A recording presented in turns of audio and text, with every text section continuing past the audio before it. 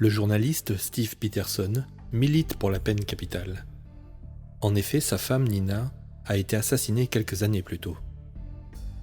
Neil, leur fils, a assisté au crime.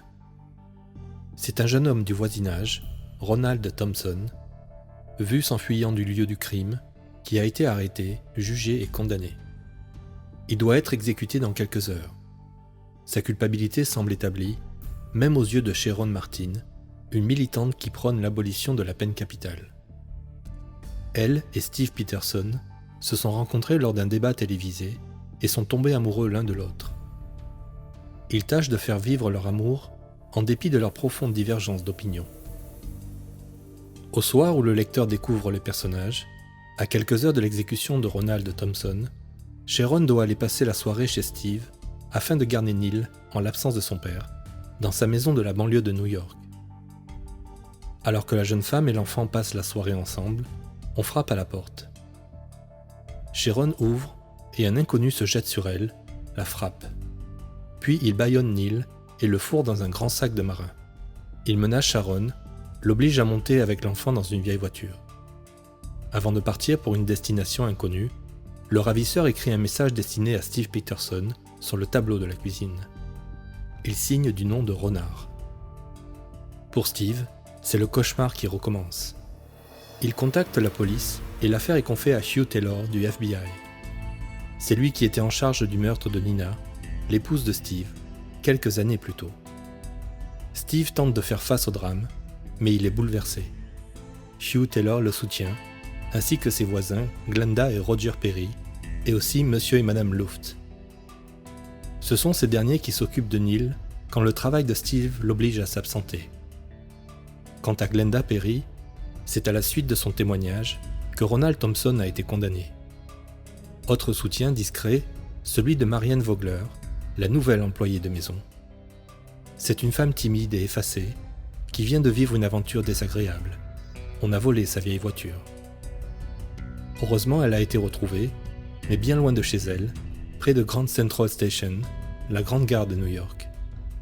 Petite consolation, elle a trouvé dans sa voiture une bague coincée entre deux coussins d'un siège, sans doute perdue par les voleurs. Renard a donc fait monter Sharon et Neil en voiture, en fait la voiture volée à Marianne Vogler. Il les a emmenés à Grand Central Station, les a fait descendre dans les sous-sols, jusqu'à une pièce abandonnée, qui était autrefois la salle de plonge du restaurant Oyster Bar. Il attache et bâillonne la jeune femme et l'enfant, et les enferme dans ce lieu obscur, non sans avoir piégé la porte. Si quelqu'un tente de pénétrer dans la pièce, une puissante bombe explosera et détruira la gare tout entière. Renard est un psychopathe, et Sharon comprend qu'il n'a pas l'intention de les libérer. Il les tuera en faisant exploser la bombe, provoquant la mort de centaines de personnes. De plus, Neil lui confie une information stupéfiante. Quand il a vu Renard, il a reconnu l'homme qui a tué sa mère quelques années plus tôt. De son côté, Renard ne se montre pas inactif et réclame à Steve une rançon d'un montant de 82 000 $, montant étrangement précis qui est exactement celui de ses économies. D'où Renard tient-il cette information ?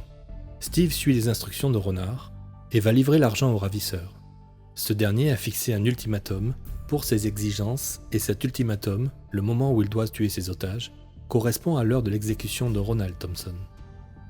Renard récupère l'argent et en échange, donne à Steve une cassette sur laquelle on entend les voix de Neil et Sharon, mais aussi la voix de sa femme, Nina, enregistrée au moment où elle ouvre la porte à son assassin. Renard a disparu avec l'argent, Neil et Sharon sont introuvables, la situation semble bloquée. Steve n'a pas dormi depuis 24 heures. Il est chez les Perry avec Hugh, la timide Marianne est là, qui sert du thé à la ronde. Elle porte la bague qu'elle a trouvée dans sa voiture. Soudain, le regard de Steve se fige sur cette bague. C'est celle qu'il a offerte à Sharon. Marianne raconte son histoire et tous comprennent ce qui s'est passé.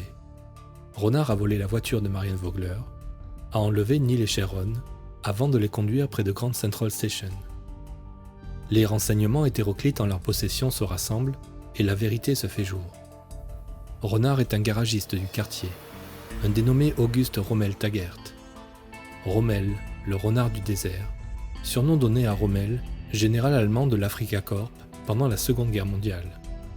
Il va parfois prendre un verre dans le bar que fréquente M. Luft, qui l'a renseigné bien involontairement sur la vie de Steve.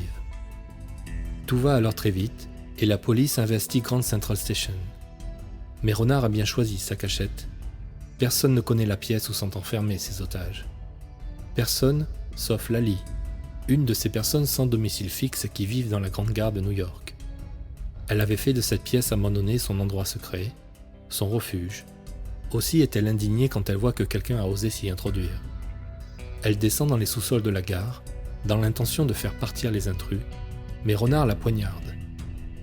Dans un dernier sursaut, la malheureuse veut aller mourir dans son refuge et parvient à ouvrir la porte de la pièce. À l'aide du couteau planté dans le dos de Lali, Sharon parvient à couper ses liens, libère Neil, qu'elle fait partir au plus vite. L'enfant court et retrouve son père, venu avec la police. L'enfant guide les démineurs vers la pièce. Renard est là, qui s'apprête à tuer Sharon, mais l'arrivée de la police l'en empêche. Renard meurt finalement dans l'explosion de sa bombe. Enfin, l'innocence de Ronald Thompson est démontrée, et il échappe in extremis à la chaise électrique.